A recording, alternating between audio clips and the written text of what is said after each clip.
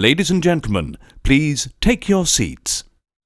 You know, creating an environment for something when you're using mostly archival footage is a genuine art.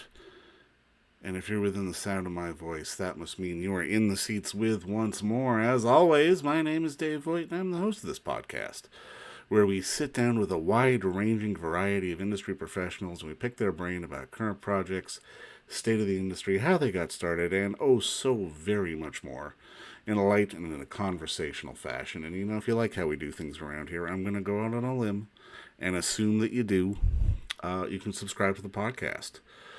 Hit that subscribe button, give us the old 5-star rating, basically wherever you get your podcasts. We're at Apple, Amazon, Spotify, Google, pretty much all platforms. And plus, we archive every single one of our episodes over at our In the Seats YouTube channel. So if you can give us a like and subscribe there as well, you know we would absolutely appreciate it. Also, don't hesitate to check us out on social media.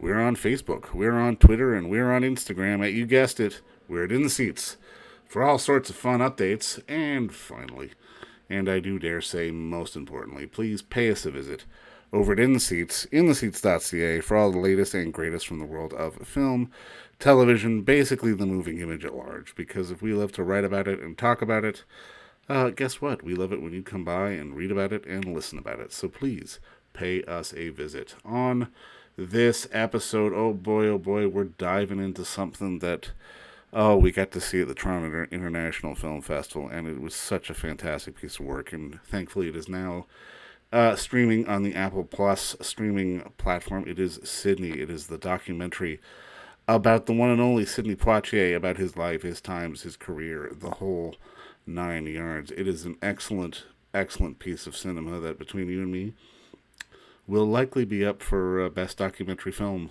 when it comes to the Academy Awards this coming spring or winter or whenever they are. They keep changing the dates. I'm never sure.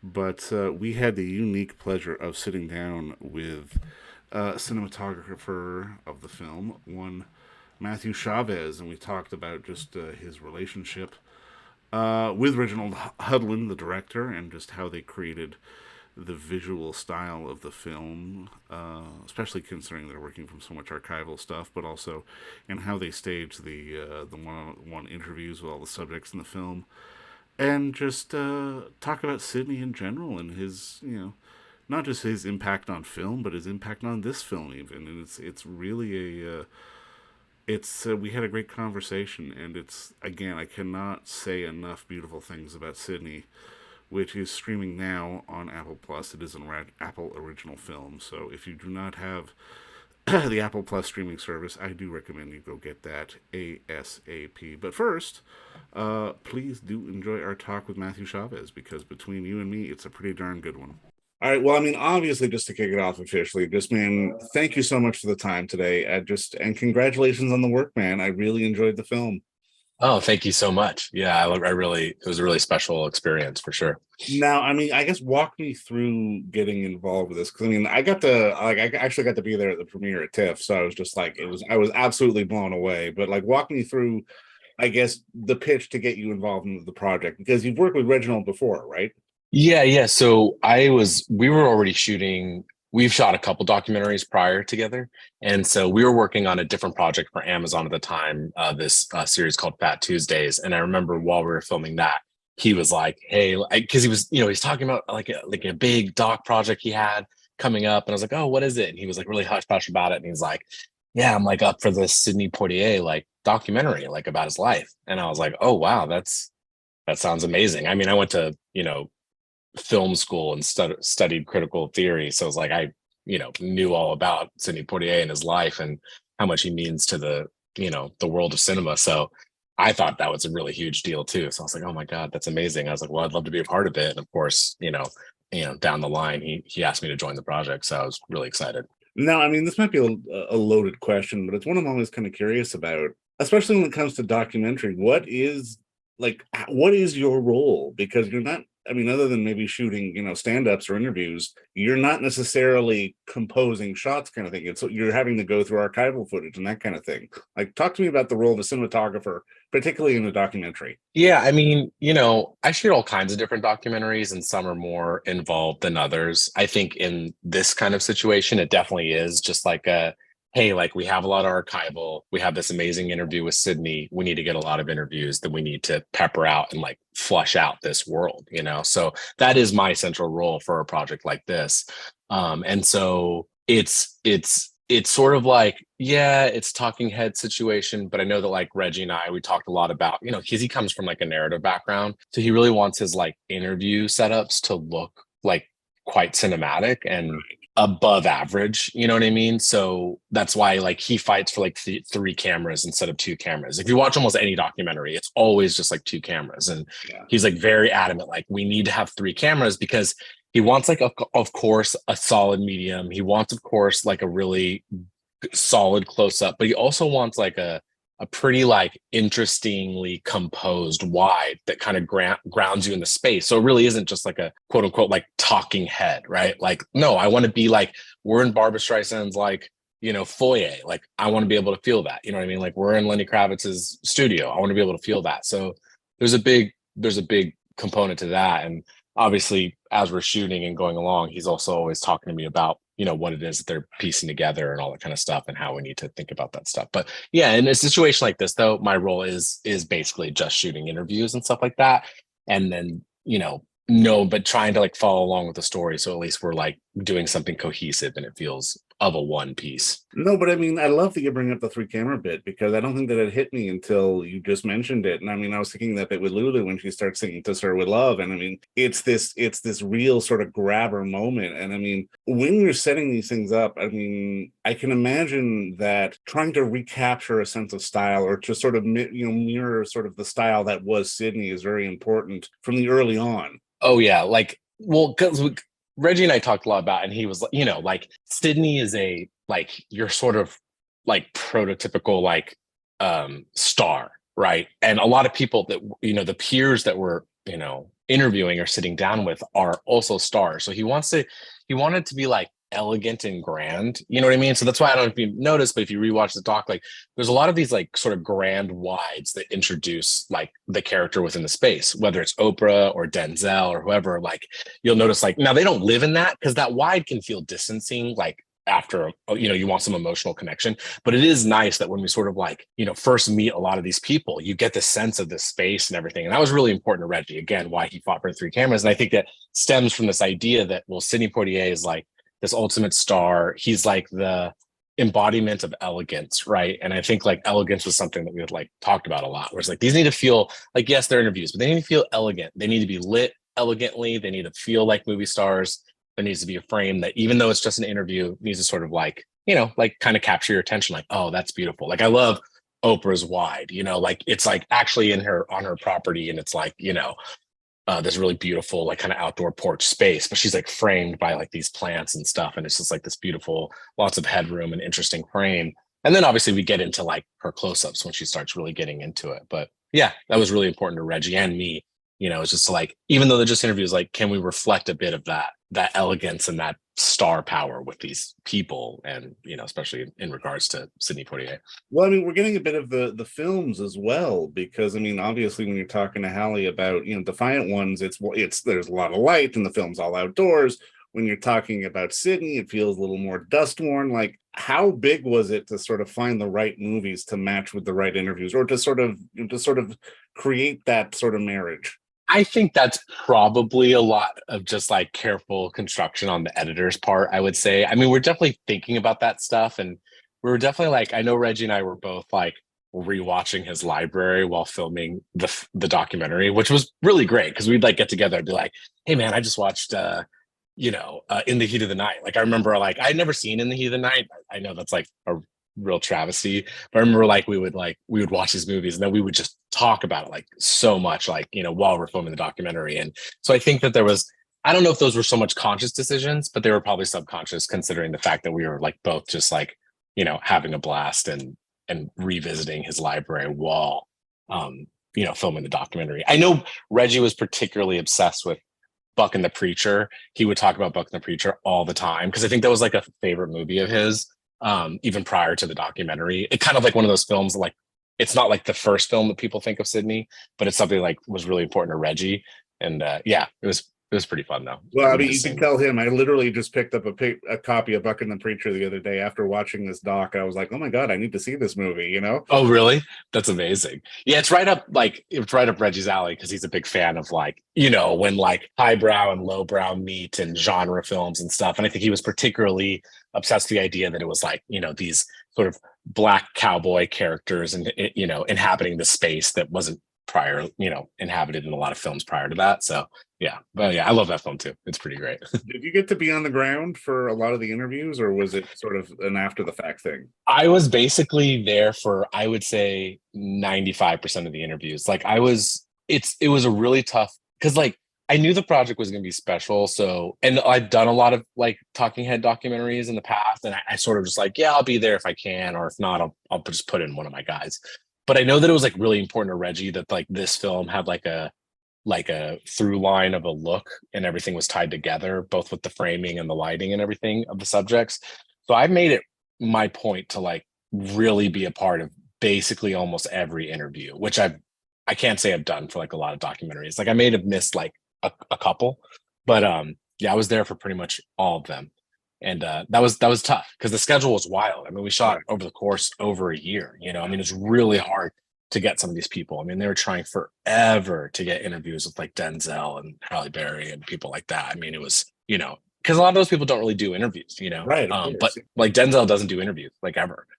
So it was awesome to, you know, to finally land him. And I think the only reason he did it was because it was Sidney Poitier. And I actually have a really funny story about his interview, because I remember we were like, Reggie was like, you know, he was like, I've got to nail this one. This is a really important one. And I was like, yeah, man, for sure. And his publicist was like, you know, told Reggie beforehand, like, he's only doing 30 minutes. That's it. And then literally I'm like pulling him out of the chair. And so Reggie looks at me like prior to we're about to get shooting, after I'm like done lighting and stuff, we're kind of waiting for him to walk in. And he's like, hey man, if this interview, I want you to time this. If this interview is less than 30 minutes, then I failed. If this interview is longer than 30 minutes, then I succeeded as a director. I said, okay. So, you know, Denzel walks in, he sits down, I hit the timer. I think we had him in the chair for like 47 minutes or something like that. I like it. And so when I told him afterwards, he was like really pumped. I mean, in watching the film again, there's such a through line of just a love of cinema. And I mean, I'm kind of curious, when you guys are putting this together, like, are you conscious of that? Because I mean, in many ways, not only is it a love letter to Sidney and who he was, not just as an activist, as this important cultural figure, but just as an icon of cinema as well. Oh, 100%. I think that's one reason why Reggie and I keep working together. Like, I mean, I think I'm a decent cinematographer and I can light people well, but I also think like Reggie and I both share like a common love, just an abundance of love for cinema. And if you ever get the chance to meet Reggie, like it's amazing. Like he's like, I want to say he's like 60 years old, but like he literally has the energy of a 16-year-old. Like the dude is like, he just brims with passion and energy for movies, music, comic books, whatever, but especially cinema. And so when me and him get together, like that's part of the fun, I think, when we like working together, is because we just like jam on about like movies and stuff and like, you know, what we're into, what did we watch that week or whatever. And while making this documentary, like I said before, like we were both rewatching Sidney Poitier films and we would talk about them. So I think like, yeah, I think that's definitely a huge part of this film is like, it's of course, I mean, for Reggie more than me, like Sidney Poitier is like, he calls him like the original Avenger. And I think that's like a really good, you know, analogy. Like for him is like, you know, a black man working in Hollywood, like Sidney Poitier is the first man to just do it all, right? But then it's also just like, I agree with you totally. Like the movie is also a love letter to cinema. Like when you watch it and the way it's structured, and I really think him and the editor did a great job of kind of like taking you through both the history of his life, but also the history of his life and how it like references the history of cinema. I thought that was really great. And again, like as a film school nerd myself, you know, I love the movie because I think it does just that. And I'm really proud of that. For you, I mean, how important is it to sort of, because I find that a lot of people I talk to, sometimes they don't necessarily have enough appreciation of looking back on the films that have happened and the things that were, in order to understand how to sort of move forward and progress? Like, how important is it for you to sort of have an understanding of what has happened previously to inform the work that you do now? I mean, it's everything. I mean, as a cinematographer, I think if you just get caught up on just like the cinematographers of today, I think you get really like kind of caught up in like trends and stuff like that. And I think it's like, it's like, no, like go back, like, you like Roger Deakins? That's amazing. Like, go back to Conrad Hall then, because there is no Roger Deakins without Conrad Hall, right? Like, this is like, there's like a clear like order in the history of things. And to really understand like what's happening now, this goes with everything, not just movies, but to understand anything that's going on now, you have to know the history, right? And so that stuff is super important to me. And that's, again, a reason why I love this documentary so much, is I think it'll give both, older generation people that have a familiar relationship with Sidney Poitier, but then also I would hope younger generations that it might incline them to go back and like maybe watch some movies from the 60s and 70s, you know what I mean? And 50s, like it's a good reminder that there's just so much great stuff out there that came before. And that stuff is so important. I mean, yeah, but I'm particularly a film nerd, so. No, but I mean, you're right though, because I mean, guys like Deakins or Hoyt Van Hoyt, I mean, they didn't sort of get birthed out of this bubble. They became, there was somebody before them. For sure. There wouldn't have been a Denzel without a Sidney Poitier. There wouldn't have been a Sidney Poitier without a Paul Robeson, and so on and so forth. 100%. Yeah, and I think that I love that about the film too. I mean, the fact that they like, they mentioned the Paul Robeson stuff and they kind of dwell on that. What I like that I wish they would have gone more into it, because I know that we filmed it, but like I think that people really might not really understand that like Paul Robeson was such a good template for Sidney, because he basically saw exactly how things could go wrong if you say or do I don't know if Sidney Poitier gets enough credit, or maybe he does, that like he was so good at maneuvering both the industry and the times and the race relations and everything. Like it's genius. I mean, what he was able to achieve and the way he was able to, ascend into like this stature in Hollywood, that was not by accident. You know what I mean? Like that takes incredible skill and awareness, of yourself and the world around you. And so I think that, I mean, what a great lesson to learn, you know what I mean, while watching that film and kind of seeing those different elements, fall into place. But yeah, I mean, but with regards to cinematographers, I mean, I always think about that stuff. Like, yeah, like again, like Gordon Willis and Conrad Hall and these greats that, existed before, like really study those guys. And then you can really start to see the people that are popular now and where they're drawing their influences from, and, so on and so forth. But yeah. No, and I mean, that is a good point you bring up, just because it is fascinating to see how he was able to be this creative force, but also a very relevant cultural force, but also knew how to sort of navigate the social dynamics of it all at the same time. And that's a rarity to see, for sure. Yeah. And I also think too, it's like, I mean, they showed in the documentary, right? It's like by the time his career starts to fizzle out as a leading man, he's because of the rise of blaxploitation and all these kind of things, and it kind of he's no longer kind of cool, right? But he like does the smartest thing in the world, which is like, I'm just going to pivot to becoming a director. You know what I mean? Like, which is just, I mean, obviously people have done that, but I just think that the way he did it, and then was like, I'm going to pivot to like, like black comedies and and all this kind of stuff. Like, it was just so smart. And then he becomes relevant again, maybe not in a way that people really realize, but, I mean, the fact that he's doing these films that, like Uptown Saturday Night and stuff that are really connecting with large audiences. I don't know. It's really smart. I mean, the guy was I had such a disconnect that he directed Stir Crazy, but then it came up and I'm like, oh my God, that's right. That was all stuff that I learned. Yeah. While making the documentary, because I had no idea. I was like, oh my God, like he directed Gene Wilder and those guys. Like, that's crazy. You know what I mean? Like, it's just wild. It's wild.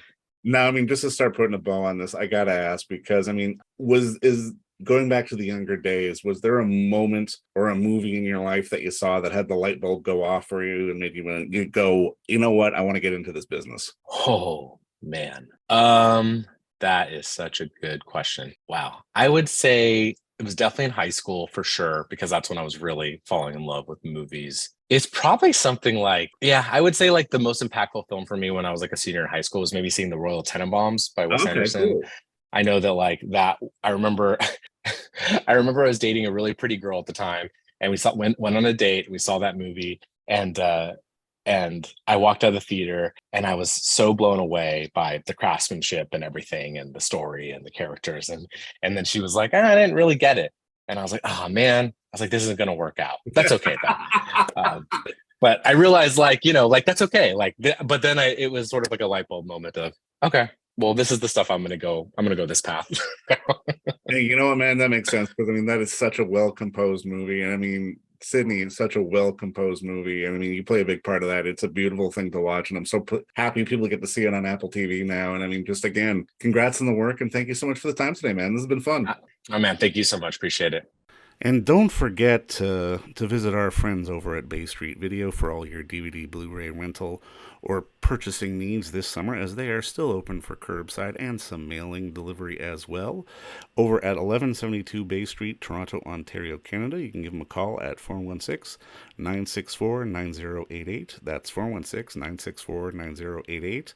Or send them an email at baystreetvideoto@gmail.com for any of your DVD and Blu-ray needs.